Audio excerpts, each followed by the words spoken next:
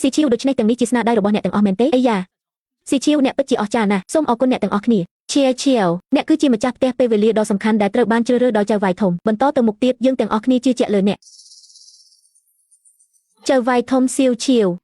អ្នកមិនដឹងទេមែនទេស្ថានីយទូរទស្សន៍របស់យើងត្រូវបានទិញយកដោយថៅកែធំម្នាក់ស្ថានីយទូរទស្សន៍ទាំងមូលឥឡូវនេះត្រូវបានគ្រប់គ្រងដោយថៅកែធំតើចៅវាយធំជានរណាថៅកែធំគឺ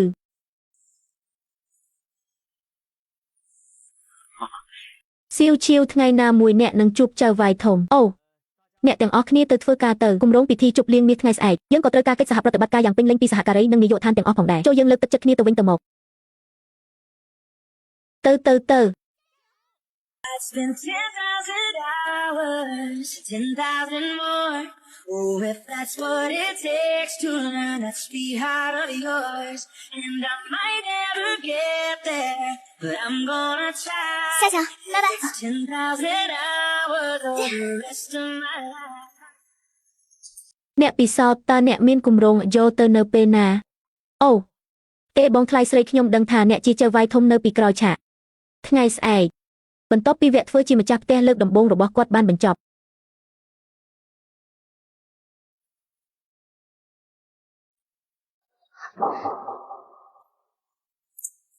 តោះទៅមន្ទីរពេទ្យដើម្បីមើលម៉ាក់បន្ទាប់ពីចេញពីធ្វើការ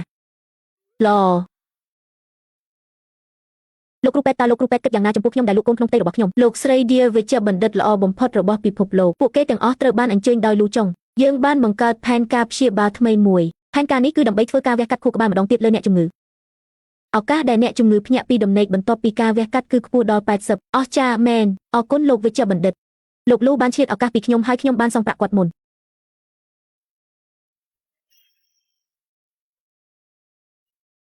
អរគុណលូ experiment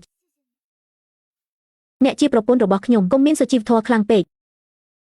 ខ្ញុំនឹងទទួលខុសត្រូវទាំងស្រុងចំពោះស្ថានភាពរបស់ម៉ាក់ត្រៀមខ្លួនឲ្យបានល្អសម្រាប់ថ្ងៃស្អែកខ្ញុំសង្ឃឹមថានឹងរងចាំរហូតដល់ម៉ាក់ភ្ញាក់ពីដំណេកអ្នកអាចនិយាយទៅកាន់ម៉ាក់អ្នកបានក្លាយជាអ្នកយកព័ត៌មានដោយជោគជ័យ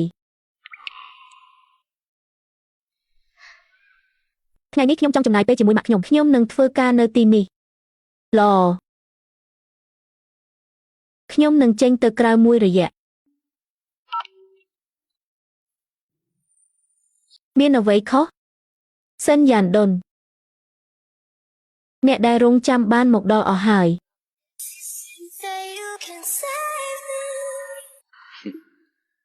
ទីបំផុតបានត្រឡប់មកវិញអ្នកបានប្រើវិធីសាស្ត្រមួយចំនួនគាត់បានបំផ្លាញការសម្ដែងរបស់គាត់នៅបរទេសតើនោះមិនមែនជាអ្វីដែលអ្នកចង់ឲ្យគាត់ធ្វើទេខ្ញុំគួរបង្ហាញខ្លួននៅចំពោះមុខបងថ្លៃស្រីរបស់ខ្ញុំឲ្យបានឆាប់តាមដែលអាចធ្វើបានខ្លួននៅលើស្ថានីយទូរទស្សន៍នៅថ្ងៃស្អែកតើខ្ញុំគួរប្រាប់បងស្រីខ្ញុំជាមុនទេមិនចាំបាច់ទេ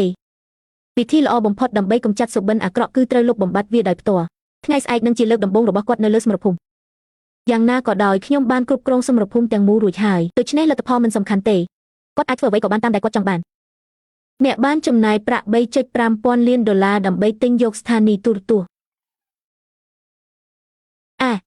គ្មានអ្វីដែលហៅថាការតាមរកប្រពន្ធដោយមិនចំណាយលុយនោះទេឆ្កែកាអ្នកនឹងមិនយល់ទេតើរឿងនេះអាចចាត់ទុកថាជាការវាយប្រហារផ្ទាល់ខ្លួនដោយរបៀបណាអូយត្រឹមត្រូវហើយបងប្រុសភ្នែកតូចចាំប្រាប់យាយចាស់ពេលរៀបការស្ត្រីចំណាស់នៅតែរងចាំអបចៅទួតរបស់គាត់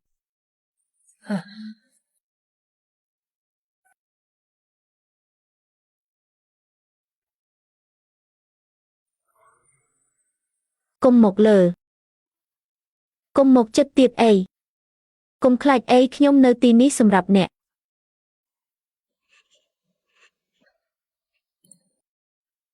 ចិញ្ចឹមយាយទៅក្មេងរពី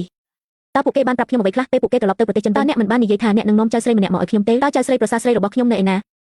យាយឲ្យសូមបន្ថយសំឡេងចុះចៅស្រីប្រសារបស់អ្នកទៅតែមួយគេកុំដាស់នាងឲ្យភ្ញាក់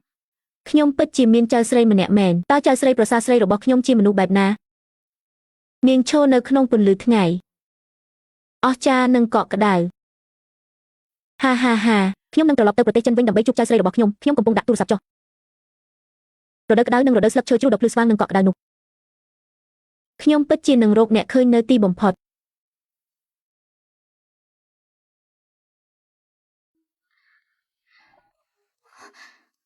ម៉ោង 7 យប់ហើយនេះជាលើកដំបូងហើយដែលខ្ញុំបានគេងរហូតដល់ម៉ោង 7 ព្រឹក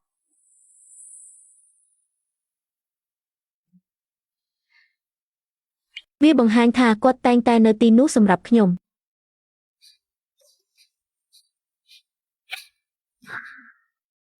រុណសួស្ដីលោកស្រីលូពេលព្រឹកតើអ្នកត្រៀមខ្លួនហើយឬនៅរួចរាល់ហើយទៅកាន់ស្ថានីយ៍វិទ្យុខ្ញុំនឹងនាំអ្នកទៅកន្លែងណាមួយជាមុនសិន